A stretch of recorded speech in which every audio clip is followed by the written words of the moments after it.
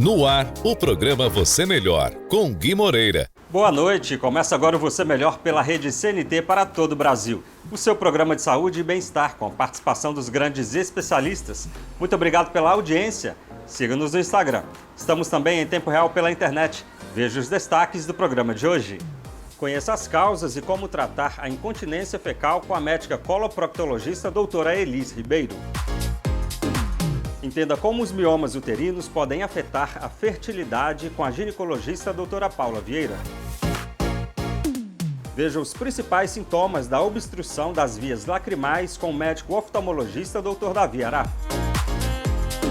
Saiba quais são as principais mudanças na pele durante a menopausa com a dermatologista doutora Paula Fujioka.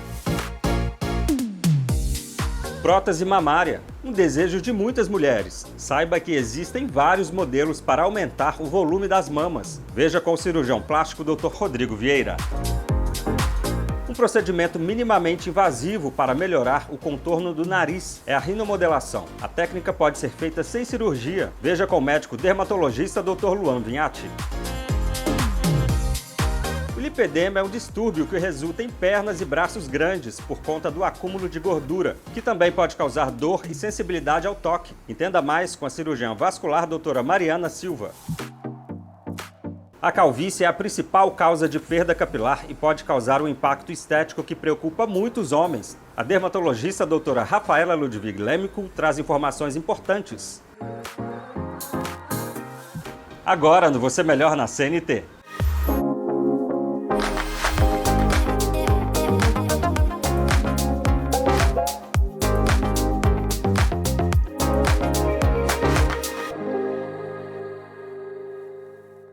Uma condição caracterizada pela perda da capacidade de controlar a evacuação que resulta na passagem involuntária.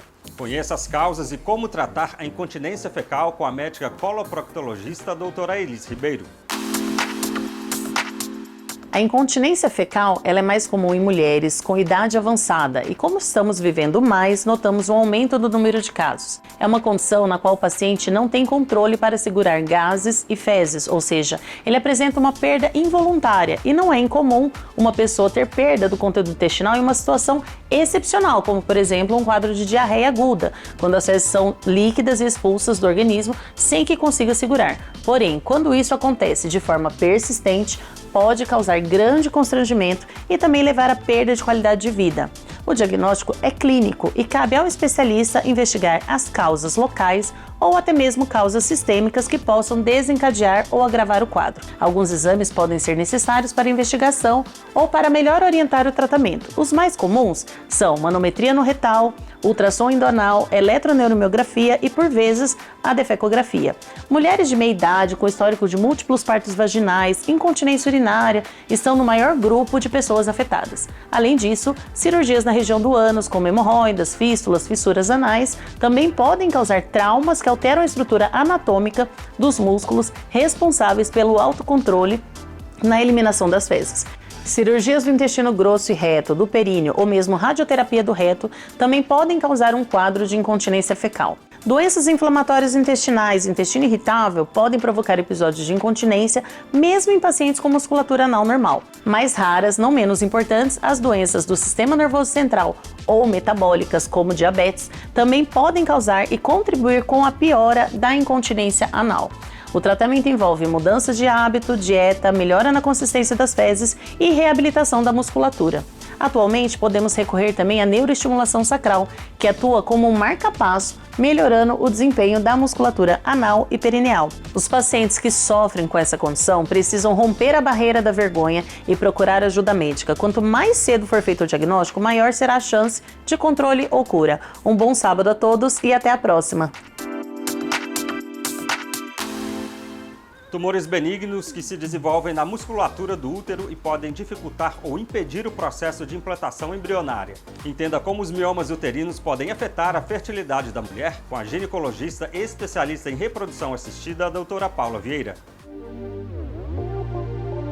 Olá, Gui. Olá para você de casa. Hoje nós vamos falar um pouquinho mais sobre miomas uterinos e infertilidade. Será que isso tem alguma relação? E a resposta é que sim. Os miomas, eles são nódulos benignos presentes na camada muscular do útero e em sua maioria não apresentam sintomas.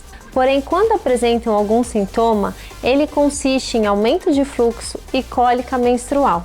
Alguns miomas estão localizados na camada externa do útero, chamados de subserosos, e esses dificilmente afetam a fertilidade, porque estão longe da área de implantação do embrião. Porém, podem ter alguma indicação de tratamento cirúrgico se apresentarem mais de 5 centímetros ou começarem a pressionar os órgãos adjacentes ao útero, como a bexiga, o intestino, e causarem incômodos na paciente, como a dor abdominal. Existem outros tipos de miomas que estão localizados na camada muscular interna do útero e eles são chamados de intramurais. Esses miomas também podem ter uma indicação de remoção cirúrgica prévia a uma gestação, quando também apresentam mais de 5 centímetros e, se mesmo menores, deformam a cavidade uterina, que podendo atrapalhar a implantação de um embrião. Já os miomas que ficam na camada interna do útero, chamada de endometrial, são os que mais causam sintomas como aumento de sangramento e cólica, e estes devem ser sempre retirados cirurgicamente, porque independente do tamanho, eles sempre vão dificultar uma gestação por aumentar o risco de abortamentos ou perdas gestacionais. Vale lembrar que os miomas devem ser sempre avaliados e operados antes da paciente engravidar. Gostaram do assunto de hoje? Foi um prazer estar com vocês no programa Você Melhor. Um beijo e um ótimo final de semana a todos. Um problema comum em bebês e idosos que podem levar ao acúmulo de lágrimas, resultando em olhos lacrimejantes ou até mesmo em infecções. Veja os principais sintomas e como tratar a obstrução das vias lacrimais com o médico oftalmologista Dr. Davi Araf.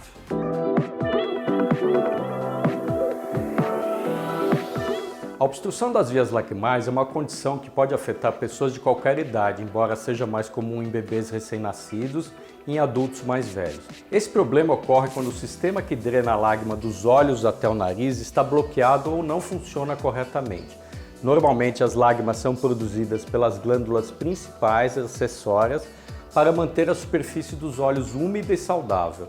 Após lubrificar os olhos, as lágrimas drenam através de pequenos orifícios localizados nos cantos internos dos olhos, conhecidos como pontos lacrimais. Depois seguem pelo sistema lacrimal até desembocar no nariz. Quando há uma obstrução nesse sistema de drenagem, as lágrimas não conseguem escoar adequadamente.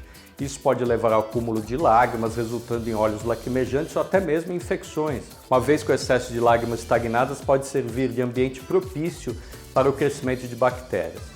Os sintomas de obstrução das vias lacrimais incluem, além de olhos excessivamente lacrimejantes, desconforto nos olhos, secreção ocular e, em casos mais graves, dor e vermelhidão ao redor dos olhos. Existem várias causas para a obstrução das vias lacrimais. Em bebês, o mais comum é que o sistema de drenagem não esteja totalmente desenvolvido ou que uma membrana fina do ducto nasolacrimal não tenha se aberto adequadamente após o nascimento. Já nos adultos, as causas podem incluir infecções, inflamações, lesões no nariz ou na face ou até tumores que pressionam as vias lacrimais. O tratamento varia de acordo com a causa e a gravidade da obstrução. Em bebês, a condição se resolve espontaneamente nos primeiros meses de vida. Massagens suaves podem abrir esse ducto obstruído e, se não houver resolução, pode-se realizar a sondagem das vias lacrimais. Em adultos, o tratamento pode incluir o uso de antibióticos para tratar as infecções subjacentes e, geralmente, cirurgia. A cirurgia pode ser realizada por via externa ou endonasal, que é por dentro do nariz. O diagnóstico precoce e tratamento adequado pode ajudar a prevenir as complicações e garantir o sistema de drenagem das lágrimas funcionando normalmente. É sempre importante procurar um especialista. Um abraço e até o próximo programa.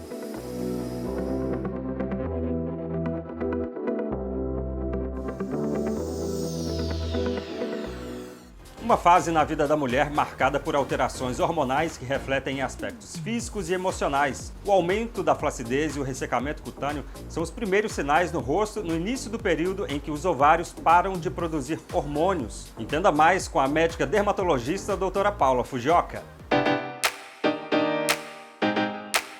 Olá, Gui! O climatério é um período de transição na vida da mulher, que ocorre geralmente entre os 45 e 55 anos de idade. Essa fase é marcada por alterações hormonais, como a diminuição gradual dos níveis de estrogênio e progesterona, que leva aos sintomas mais conhecidos e comuns, como ondas de calor e irregularidade menstrual. Mas você sabia que a pele também sofre alterações importantes durante a menopausa? A primeira alteração mais importante que ocorre é a diminuição na produção de colágeno durante a menopausa. O corpo feminino reduz a produção de colágeno, uma proteína fundamental para a estrutura da pele. Isso pode levar a uma perda de firmeza e elasticidade, resultando em uma pele mais flácida e propensa a rugas. Outra manifestação é o aumento da secura da pele na menopausa. Também há uma diminuição na produção de óleos naturais pela pele, o que pode causar ressecamento cutâneo. A pele pode ficar mais áspera, irritada e sujeita à descamação, tornando essencial o uso de hidratantes adequados. Outra mudança é a tendência para o surgimento de rugas e flacidez. Devido à combinação da diminuição de colágeno, perda de elasticidade e aumento da secura, a pele na menopausa é mais suscetível ao desenvolvimento de rugas, linhas finas e flacidez. Esses sinais de envelhecimento podem se tornar mais evidentes e impactar a autoestima. Para lidar com essas mudanças, é essencial adotar uma rotina adequada de cuidados com a pele, incluindo o uso de produtos formulados para promover a produção de colágeno, hidratação intensiva e proteção solar diária, além de procedimentos dermatológicos como peelings, laser e preenchimentos, para ajudar a minimizar os sinais do envelhecimento cutâneo. Um abraço a todos e até o próximo programa!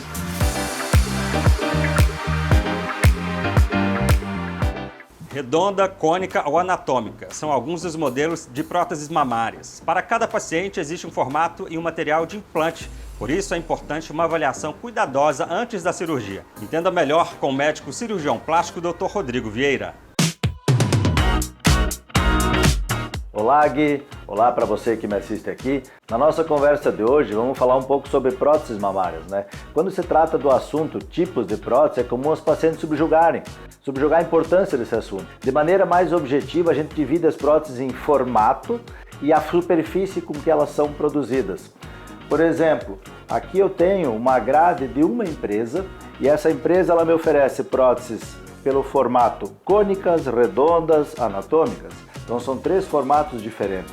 Ela também me oferece, pela projeção dela, a prótese entre ser super alta, alta, moderada ou baixa. Então são 4 tipos de projeções diferentes.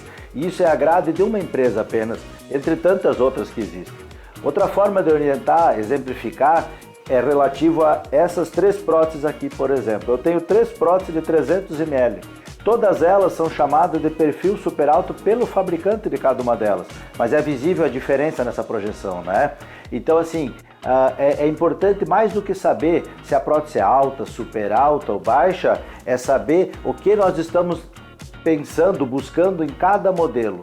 Quando se trata da superfície de cada uma dessas próteses, elas podem ser produzidas de uma forma lisa. Nós temos as próteses texturizadas, que são um pouco mais rugosas, e nós temos as próteses de poliuretano também. A principal diferença entre elas se dá no grau de aderência com que cada uma vai ter no organismo da paciente. Então, isso vai decidir, vai nortear a decisão do cirurgião para saber, por exemplo, se ele vai colocar essa prótese em cima ou embaixo do músculo. O resultado sempre é uma soma desses fatores todos. Fatores prótese e a maneira com que é usada, a técnica, a forma, e isso tem que ser esclarecido entre você e o teu cirurgião na hora da consulta. Por isso, hoje a gente já fica por aqui. Um abraço e até o próximo encontro. Se você pensa em melhorar a aparência do nariz, a rinomodelação pode ser uma opção segura e eficaz, mas é importante escolher um especialista e discutir todas as possibilidades sobre o procedimento. A técnica é realizada sem cirurgia, de maneira minimamente invasiva. Veja com o médico dermatologista Dr. Luan Vinhati. Olá, Gui. Olá para você que me acompanha aqui. Hoje vamos falar sobre uma técnica incrível da dermatologia que está ganhando destaque, a rinomodelação. Com ela é possível transformar o contorno do seu nariz sem cirurgia. A rinomodelação é um procedimento minimamente invasivo que utiliza o ácido hialurônico para melhorar o contorno do nariz. É ideal para corrigir pequenas assimetrias, imperfeições e elevar a ponta do nariz, ou até mesmo suavizar o perfil. Para um melhor resultado e mais duradouro na elevação da ponta do nariz, combinamos o preenchimento com a aplicação da toxina botulínica. A toxina previne que a ponta do nariz se torne caída, especialmente ao sorrir. A anestesia é tópica, ou seja, é aplicado um anestésico local diretamente na pele para conforto do paciente. E o procedimento é rápido, dura cerca de 20 a 30 minutos e os resultados são imediatos, sendo que a duração do resultado varia conforme cada pessoa, em média 1 ano ou um pouco mais. Além disso, o procedimento é reversível. Importante que ele não substitui a rinoplastia, mas é uma excelente opção para os ajustes estéticos. Muitos pacientes procuram esse procedimento para se ver e imaginar como ficaria caso fizesse a cirurgia. E é todo o nariz que dá para rinomodelar? Não, mas a grande maioria irá se beneficiar sim. Se você está considerando melhorar a aparência do seu nariz, a rinomodelação pode ser uma opção segura e eficaz, desde que faça com um profissional com a formação qualificada para isso, pois o preenchimento da área do nariz requer um conhecimento médico sobre a técnica bem aprofundado. Consultar um dermatologista para avaliar se este é o procedimento ideal para você é essencial. Me siga nas redes sociais, @luan.dermato. Espero que tenham gostado da dica de hoje no Você Melhora. Até a próxima! Uma condição crônica e progressiva, caracterizada pelo acúmulo anormal de gordura, principalmente nas pernas, quadris e às vezes nos braços. Muitas vezes é confundida com a obesidade. E quem mais sofre com isso são as mulheres. É o lipedema. Entenda mais com a médica cirurgiã vascular, doutora Mariana Silva. Olá, eu sou a doutora Mariana Silva, cirurgiã vascular, expert em lipedema, diretora do Centro de Lipedema Curitiba. E hoje eu estou aqui para falar exatamente disso, de lipedema. O lipedema é uma condição genética que vai levar a um maior acúmulo de gordura nas pernas e em alguns casos também nos braços. Essa gordura ela é doente, ela está inflamada, levando a alguns sintomas como dores, inchaços, sensibilidade ao toque e pressão, aparecimento maior dos famosos roxinhos, que são as equimoses, quando a paciente muitas vezes nem bateu as pernas. E também um maior aspecto de fibrose nesse tecido gorduroso, o que muitas vezes é confundido com celulite abundante. O lipedema afeta 12% das mulheres no Brasil, ou seja, 1 em cada 10 mulheres vai ter lipedema. É uma doença de progressão, ou seja, quando ela não é tratada, ela tende a passar ali os graus, trazer cada vez mais sintomas. E também é uma doença que não tem cura, mas tem controle e tem tratamento. É uma doença basicamente de mulheres, porque ela está muito ligada ao nosso hormônio feminino, o estrogênio. Tanto que o lipedema ou ele surge ou ele piora nos momentos de vida da mulher, onde a gente tem grandes alterações hormonais, como primeira menstruação, a menarca, gestações e menopausa.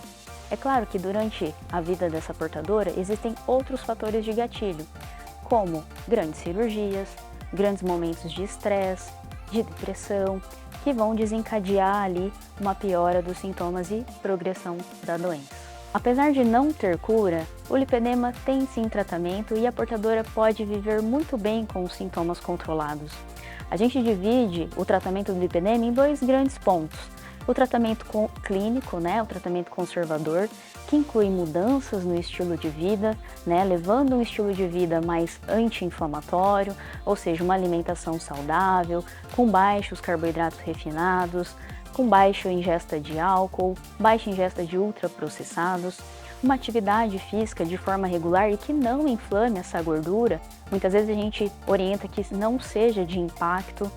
Métodos de descongestão também ajudam no controle da doença e dos sintomas, como drenagem linfática regular, uso de meias compressivas e também a gente pode lançar mão de medicações que a gente chama de fitoterapia. São compostos com propriedades anti-inflamatórias, antioxidantes, que vão ajudar no controle da doença. Na outra ponta do tratamento, a gente tem a cirurgia de redução de lipedema.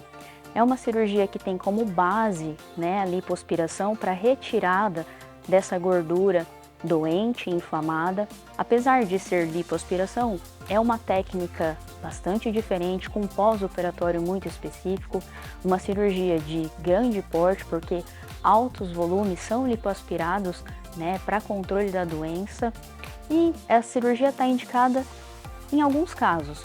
Então, pacientes que já têm o seu lipedema controlado, já têm inflamação controlada, mas que às vezes têm sintomas de inflamação, a gente vai indicar a cirurgia. Pacientes onde a gente está buscando uma melhora de mobilidade, porque no curso da doença, quanto maior o acúmulo dessa gordura, é na mobilidade que ela vai afetar. Então, para melhora de mobilidade, a gente indica a cirurgia em alguns casos. E também, apesar de não ser esse o objetivo principal da cirurgia, a gente sempre leva em consideração do ponto de vista estético.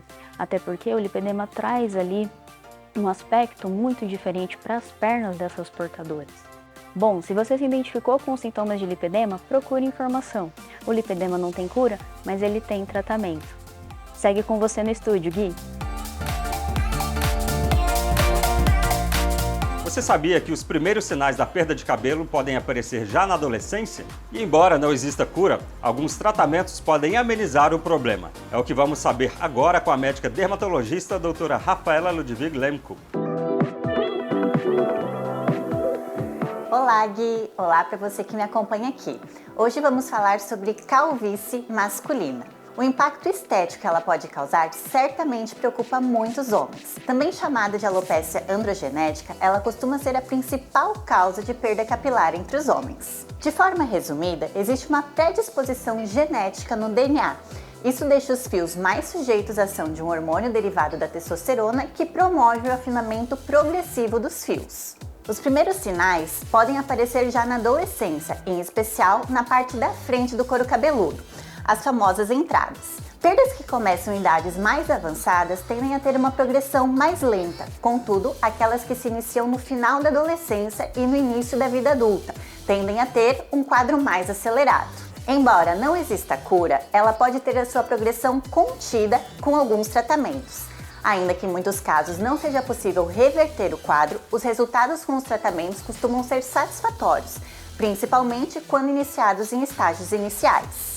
Entre as alternativas mais adotadas estão tratamentos com medicamentos que regulam a função hormonal e estimulam o crescimento capilar.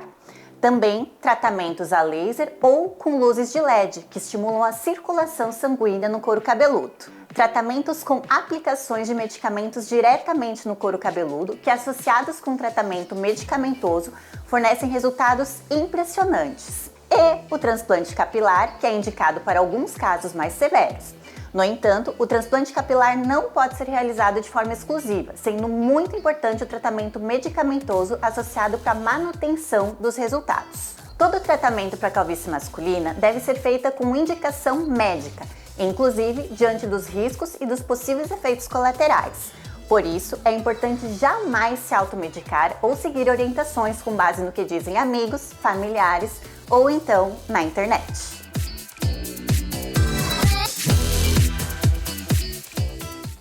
O Você Melhor de hoje vai ficando por aqui. Obrigado pela sua companhia e audiência em todo o Brasil. Acompanhe as nossas edições locais em Minas Gerais, Paraná, interior de São Paulo e Santa Catarina. Para rever, escaneie o QR Code que está aqui na tela. Você Melhor, os grandes especialistas passam por aqui. Ótimo fim de semana, nos vemos sábado que vem aqui na CNT. Até lá!